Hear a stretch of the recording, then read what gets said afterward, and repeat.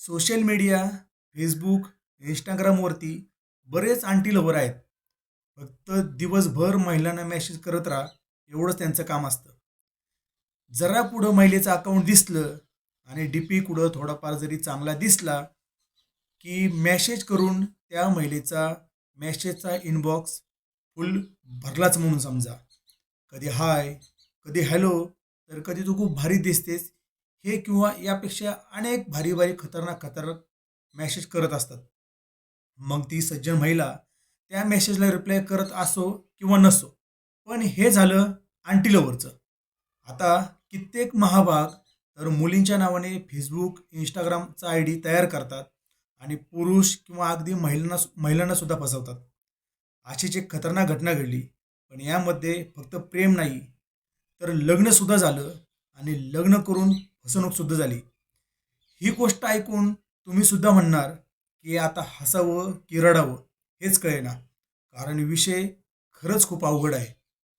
Social media कधी कोणाच्या आयुष्याचा खेळखंडोबा करू शकतो याचा काही नेम नाही. जळगावच्या राजेशच्या आयुष्यातही असंच काही घडलं. प्रेमाचं स्वप्न दाखवून त्याची मोठी फसवणूक झाली. चला जाणून घेऊया ही धक्कादायक कहाणी काय आहे. आता या घटनेचं गांभीर्य लक्षात घेऊन मूळ व्यक्तीचं नाव बदललेलं आहे. राजेश हा 26 वर्षाचा जळगावचा रहिवासी. त्याच्या घरात आई, लहान भाऊ असून तो खाजगी नोकरी करून कुटुंबाचा उदरनिर्वाह करत असतो. त्याच्या वडिलांचे काही काळापूर्वीच निधन झालेलं असतं. शिक्षण पूर्ण करून त्याने एका खाजगी कंपनीत चांगली नोकरी मिळवली होती.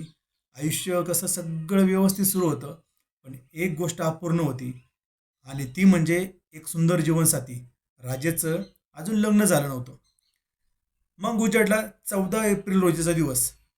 एका संध्याकाळी राजेशच्या फेसबुक अकाउंटवर दिव्या पाटील नावाच्या मुलीची फ्रेंड रिक्वेस्ट आली. सुंदर प्रोफाईल फोटो पाहून राजेशने ती स्वीकारली आणि मग काय, हळूहळू चॅटिंगला सुरुवात झाली. काही दिवसात चॅटिंगचं रूपांतर मैत्रीत झालं आणि मग मैत्रीचं रूपांतर प्रेमात व्हायला किती वेळ लागतो. हळूहळू दोघंही एकमेकाच्या प्रेमात पडले. दिव्या त्याला सांगत होती की तिचे आईवडील नाहीत, ती एकटी राहते आणि शेअर मार्केटमधून पैसे कमवते. हळूहळू ती राजेशच्या मनात आता घर करू लागली होती. आणि मग एक दिवस तिनेच राजेशला सहज विचारलं, राजेश, मी तुला खरंच आवडते का? राजेश लाजला, पण त्याने होकार दिला. तिने पुढे विचारलं, लग्न करशील का माझ्याशी? राजेश थोडा गोंधळला होता, पण तिच्या प्रेमापुढं, तिच्या सुंदर चेहऱ्यापुढं तो सुद्धा बहाळला होता. आणि मग त्यानंतर राजेशने सुद्धा तिला होकारार्थी मान हलवली. त्यानंतर राजेशने ही गोष्ट आपल्या घरी नातेवाईकांना सांगितली. नातेवाईकांनी दोघांनाही समोरासमोर बोलून घेतलं. नातेवाईकांनी दिव्याला अनेक प्रश्न विचारायला सुरुवात केली. त्यानंतर दिव्याने सांगितलं की राजेशचा वाढदिवस आहे 29 एप्रिलला आणि त्याच दिवशी आम्हा दोघांना लग्न करायचे. राजेशच्या नातेवाईकांनी दिव्याला विचारलं की तुझ्या घरी कोण कोण असतं? तर मी एकटी आहे. मग तुझ्या लग्नाला कोण येईल? तर माझ्या लग्नाला कोणी येऊ शकणार नाही. मामा मामी आहेत, पण त्यांना काही लग्नाला यायला जमणार नाही. पण तुम्ही सुद्धा जास्त लोकांना काही बोलू नका. मोठं लग्न सोहळा करू नका. अगदी साधं सुधं आपल्या सिंपल पद्धतीने, गरीब पद्धतीने लग्न करा. आणि हो, लग्न मात्र 15 दिवसाच्या आत करा. कारण मी आता राजेशपासून जास्त दिवस लांब राहू शकत नाही.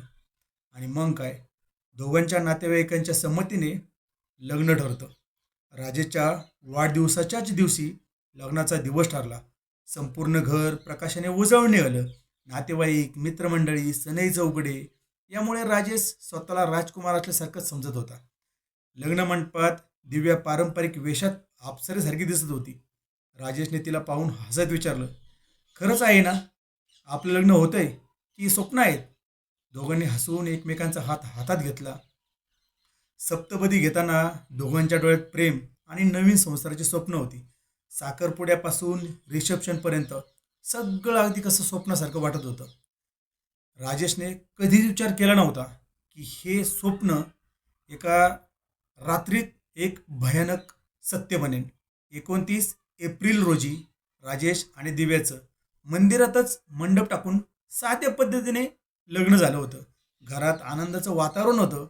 पण हा आनंद फक्त काही दिवसांचा ठरणार होता आणि एके दिवशी अचानक ती भयानक रात्र आली. लग्नाच्या दुसऱ्या दिवशी घरच्यांनी त्यांच्यासाठी सुरेख हनीमून रूम सजवली होती. राजेश नवीन आयुष्याची स्वप्न पाहत खोलीत गेला. त्याने प्रेमाने दिव्याचा हात हातात घेतला. मग दिव्या अस्वस्थ वाटत होती. अचानक ती घाबरली आणि म्हणाली, "राजेश, माझ्या जवळ येऊ नकोस." राजेश गोंधळला. "अगं काय झालं? तू ठीक आहेस ना?" दिव्या घाबरून म्हणाली, "माझ्या शरीराला त्रास होत आहे. मला काहीही करू नकोस." राजेशला काहीतरी वेगळं वाटू लागलं. तो तिला समजावत होता, पण अचानक ती रागाने ओरडली आणि त्याला खोलीच्या बाहेर ढकललं. राजेश सुन्न झाला. हे काय चाललंय?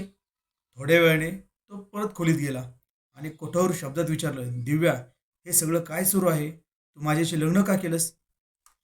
लग्नानंतर काही दिवसातच दिव्याच्या वागण्यात बदल दिसू लागला होता. ती राजेश आणि त्याच्या कुटुंबियांना टाळू लागली होती, भांडणं करू लागली होती. मग उजाडला 8 मेचा दिवस. 8 मेच्या दिवशी दिव्याची तब्येत बरी नसल्याने राजेशच्या आईने दिव्याला जवळच्या दवाखान्यात नेलं. दवाखान्यात गेल्यानंतर सुद्धा दिव्याने डॉक्टरांना तपासणी करून देण्यास नकार दिला आणि टाळाटाळ करून भांडण करून तिथून निघून गेली. यावेळी डॉक्टरांना शंका आली. त्यांनी राजेशच्या आईशी बोलताना सांगितलं की तुमच्या सुनेचे वर्तन स्त्रीप्रमाणे वाटत नाही, भलतंच काहीतरी वेगळं वाटतंय, तरी तुम्ही एकदा तपासणी करून घ्या. त्यानंतर घरी आल्यानंतर राजेशने आणि आईने व राजेशच्या मामीने दिव्याला विचारायला सुरुवात केली. यावेळी सुद्धा दिव्याने जोराजोरात आरडाओरड केला, गोंधळ घालण्यास सुरुवात केली आणि मग रागारागाने चक्क अंगावरील कपडे काढून टाकली आणि त्यावेळेस दिव्या ही स्त्री नसून एक तृतीयपंथी असल्याचं बिंग फुटलं. यावेळी दिव्यांचं वास्तव रूप समोर आलं आणि त्यानंतर राजेश आणि त्याच्या कुटुंबियांना मोठा धक्का बसला. दिव्याने स्वतःच्या डोळ्यात पाणी आणलं आणि ती म्हणाली, "मी मुलगी नाही, मी तृतीयपंथी आहे." राजेशला काही काळ स्वतःभोवतीच विश्व फिरत असल्यासारखं वाटलं. त्याने तिच्यावर प्रेम केलं. जिच्याशी लग्न केलं ती प्रत्यक्षात एक तृतीयपंथी होती. राजेश संतापला, "तू मला फसवलं आणि माझ्या भावनेची खेळलीस." दिव्या रडत म्हणाली, "माझ्याकडे पर्याय नव्हता. मला एक नॉर्मल आयुष्य जगायचं होतं. समाजात मला मुलगी म्हणून कोणी स्वीकारत नाही, त्यासाठीच मी हे केलं." पण हा प्रकार राजेश आणि त्याच्या कुटुंबियांनी दिव्याच्या मामा मामीची भेट घेऊन त्यांना सांगायचं ठरवलं. त्यानंतर राजेशच्या कुटुंबियांनी दिव्याच्या मामा मामीची भेट घ्यायचं ठरवलं आणि भेट घ्यायला ते गेले.